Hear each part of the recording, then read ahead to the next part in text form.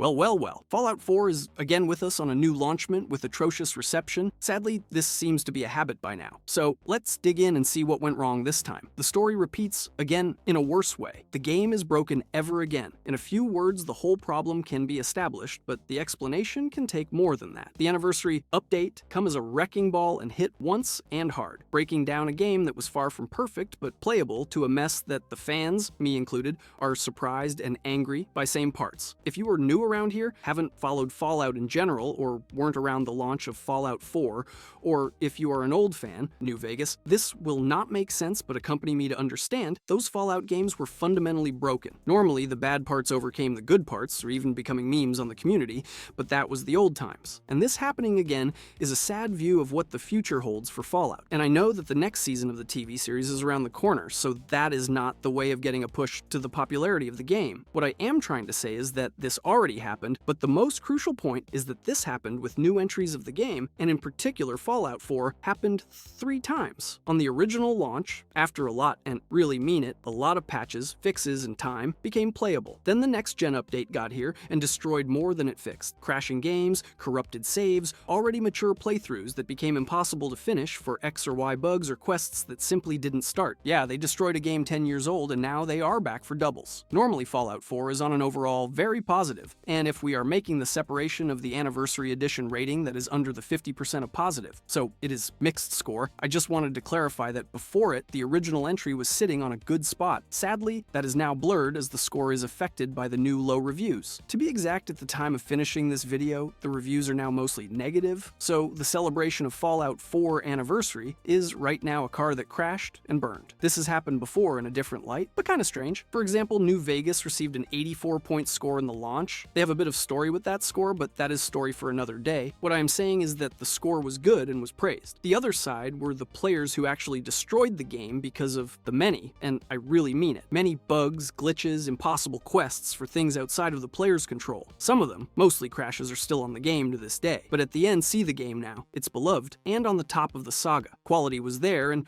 only needed some time and care to be found. The game's had a good and diverse storyline that I know normally is not the most important aspect, but the side and companion quests are great in the majority too. Well, to resume everything, the game had tons of content to offer. Good content, but the games were broken and the time fixed them a bit, but also gave it a lapse to slowly start shining. With that context, to effectively see the differences with today's Fallout 4 problem, we need to take a look at the content that we have right now. 150 items straight from the Creation Club. Paid mods. Oh boy, what gems are we getting? The full of content that was supposed to be Anniversary Edition. Let's talk clearly. This new and shiny edition offers us a few goodies. Not that they are reselling the game and calling it a day, but if it is worth the price or not, that's for you to decide. I could go further and say that in some cases it can be worth it for some players that on his time didn't buy the base game, but wait a minute before you go running to buy it. It's a $60 price tag for a game 10 years old, and this is not the worst of it. We are talking about goodies that consist of over 150 Creation Club items that are, in other words, paid mods with the particularity that are available on all the platforms. Mods are normally only on PC for reference, and this type of mods don't block the possibility of getting trophies in supported platforms like Steam, Xbox, and PlayStation. This doesn't end here, as we also have the 6 official expansions that were launched on the game after his launch on a period of adding new content to the game in a time where DLCs were at the order of the day, but also expansions were of the most valuable post-launch content we could get. Don't forget that if you got the normal F4 version for $40, you can buy the upgrade. Take in account that this game with everything less the mods are almost all the year on $10 at much. So what is the problem? Tons of content, all the expansion, and even 150 of paid mods for the standard price, or even less than a normal game I imagine you are asking at this moment. Well, as I said at the very beginning, the game is fundamentally broken, and this came to destroy a whole lot more, even without the mods. But let me elaborate. Creation Club was one of those ideas that were far away, really far better on paper. In simple terms, it's a hub of all the mods that you can put on the game, but without one of the primordial points of a mod. From fans to fans, the Creation Club came to centralize the mod creation in a marketplace. If you were playing on PC, then you can still get the roundabout and use the classic mods, but for console, you have to pay the mods, and most of them aren't even worth the price. That is the principal reason of all the hate of the Creation Club. So when they announced this list, not much hype. Most of the great stuff is still behind paywalls. We actually have a couple of new quests, but nothing to write home about, like, for example, the Bounty Hunter, a whole mod pack with weapons and and quests, still we have to work with what we have got. So you want to know the mods that came with this marvelous idea of an edition? What type of mods came with the game? Trust me, you don't want the full list as an article. Remember that there still are 150 mods, but we can easily talk about them without making it a checklist. For starters, we have new guns like the Institute plasma weapons, experimental guns that are based on high-grade plasma. They also have variants and legendary versions. The ion gun that is a beam of incineration in few words, a hand cannon that spit like a Mega Man blaster, a new companion straight from New Vegas, the Cyberdog, as loyal as any other Dogmeat variant and in-game is supposed to be the ultimate version of our good boy. An opinion that I don't share, in fact. From here we get a bit more basic things like new decorations for our bases, new outfits like the Sea Scavenger one that includes a gun too, and some other things more unique like a Brahmin armor. The name is misleading.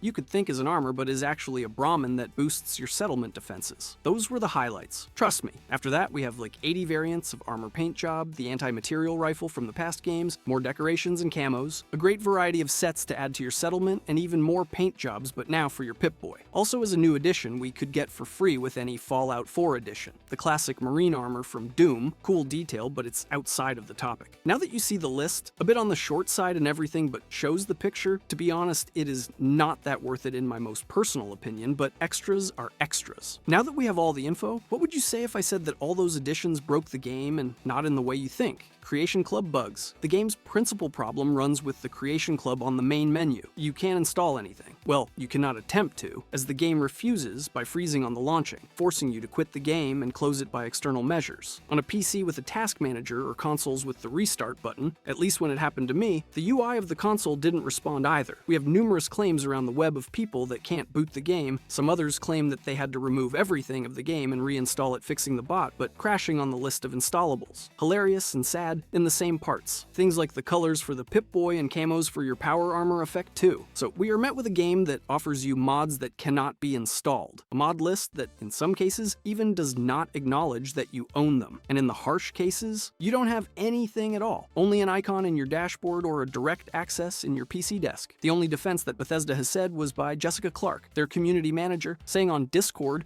"We've discovered the cause for an issue some players were experiencing where content they bought recently was no longer being recognized as owned." Well, they are working on it, I presume, but they forgot half of the problem. For example, the game not booting is a bit more concerning issue, don't you think? Or think of the people that have to sort 100+ mods and reinstall everything in the hopes of working. Everything could have been easily avoided with an optional update. Now that we have the symptoms, let's look more in detail to the causes. Where it went wrong. In past games, mods were always a thing, and only for PC, this was the way for a good amount of years, and to be fair is normal. The mods are something extremely dangerous for a serious game. A lot of things can go wrong and you end with a game broken, with bugs, or in the worst case, is not even playable anymore. Well, we aren't time travelers, but we came full circle and are right now in a situation extremely similar to the original launch of Fallout 4, with some twists, but the same consequences nonetheless. To resume everything, the 10th anniversary came and made a big mess of all we already knew of the game, breaking already existing mods.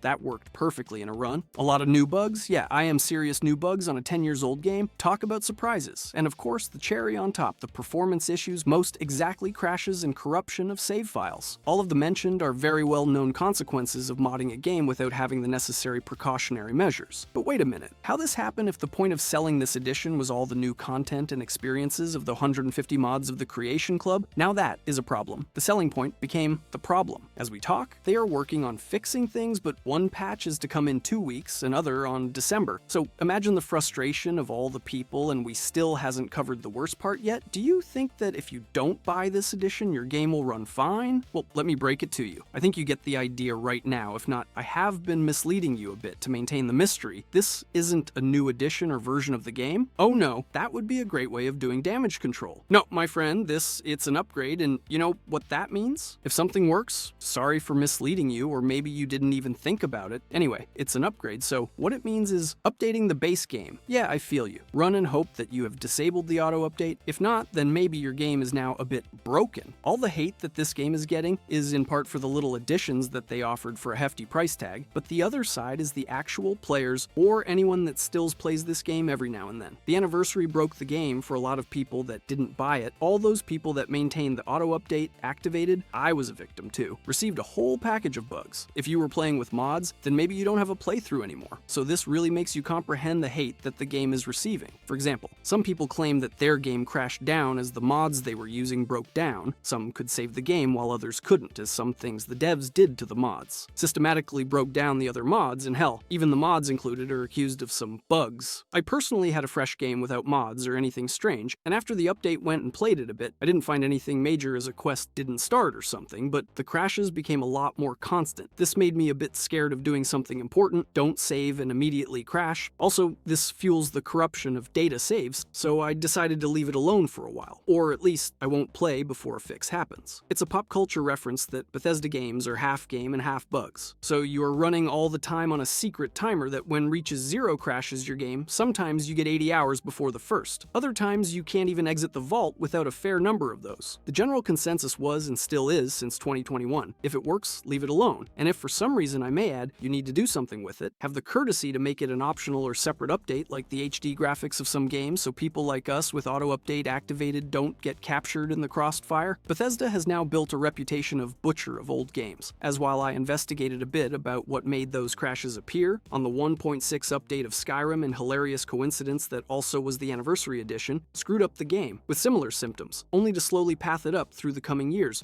to finally destroy it again on 2023. A very savage run, if you also remember that it happened on Fallout 4 2 times this year, the next-gen update and this anniversary. Yes, we can argue that Bethesda warned about things like this could happen. In past tweets and chats with the community, they basically had been saying for a while that if you had any mod that affected the Creation Club or the menus, something could not work as expected or even don't work at all. Understandable as the mods are something to have a bit of caution, but they forgot to explain the part that affects even vanilla games or any mod in existence that by dumb luck you have installed. Good riddance to all those people that enjoyed playing a game with more mods than quests, as now the only solution that we can provide is deleting and trying to reinstall every one of them one by one to find the culprit, or most probably multiple culprits of your game not installing. Oh, but forget about opening the Creation Club. If you're lucky enough to get in on the menus, getting into that part is nothing less of a miracle. In conclusion, what could have been a great opportunity to see some new players into the saga with the launch of Season 2 of Fallout became a burning disaster Part 2, being Part 1 Skyrim. I personally would have betted for a new remaster or remake of New Vegas, rumors exist, or even only celebrating with some official mods for Fallout 4 if you had to bring them to the mix. Instead, we got a kick as players with a forced update that fundamentally broke down the game, and who got the most harsh part were all the players that 10 years later still kick 1 or 2 runs on the year, with or without mods. Also, this is a very bad mark for Bethesda. I am no expert, but I think it requires some serious skill to break a 10 years old game, and some conviction to break 2 games in the same fashion. We hope that a fix will help, because it's a really good game running on duct tape and hope. Spoilers. It's not all sorrow and sadness. The Anniversary Edition nowadays works great and recovers that beloved spot that only some games get one day. I don't know when or how, but I know that this will be fixed, and with that we close the video. Stay strong. If you enjoyed this video and want to see Fallout 4's most terrifying locations explained, click the video on screen.